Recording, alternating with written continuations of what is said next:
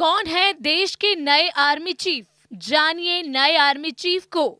Lieutenant general Upendra Dwivedi कौन है? देश के अगले सेना प्रमुख लेफ्टिनेंट जनरल उपेंद्र द्विवेदी होंगे। वो वर्तमान सेना प्रमुख जनरल मनोज पांडे की जगह लेंगे। बता दें कि ये ऐलान सरकार ने मंगलवार रात को ही कर दिया था। तब से सोशल मीडिया पर कई तरीके की बहस छिड़ी है। हर कोई उन्हें बधाई दे रहा है तो कोई सवाल भी खड़े कर रहा है। बता दें कि नए सेना प्रमुख 3 जून को दोपहर के बाद पदभार संभालेंगे। कहा जाता है कि लेफ्टिनेंट जनरल द्विवेदी को चीन और पाकिस्तान जैसे पड़ोसी देशों से सटी सीमाओं पर काम करने का बड़ा अनुभव है। जनरल द्विवेदी कश्मीर में भी पोस्टेड रह चुके हैं। जनरल उपेंद्र द्विवेदी वर्तमान में उप सेना प्रमुख के रूप में सेवाएं दे रहे हैं। जनरल मनोज पांडे 30 जून को सेवानिवृत्त होंगे। तब उपेंद्र द्विवेदी उनकी जगह नए सेना प्रमुख का कार्यभार संभालेंगे। लेफ्टिनेंट जनरल द्विवेदी की नियुक्ति में सरकार ने वरिष्ठता क्रम का पालन किया है, जैसा कि पहले से ही नियमों का पालन होता आया है।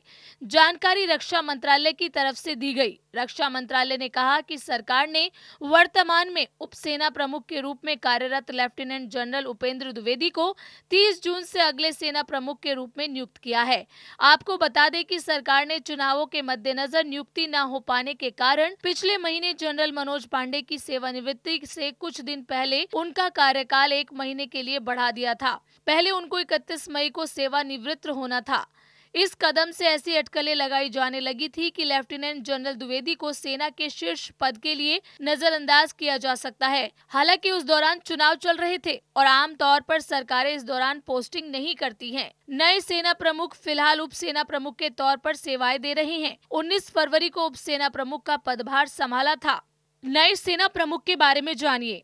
फिलहाल उप सेना प्रमुख के तौर पर वो सेवाएं दे रहे हैं। 19 फरवरी को उप सेना प्रमुख का पदभार संभाला था।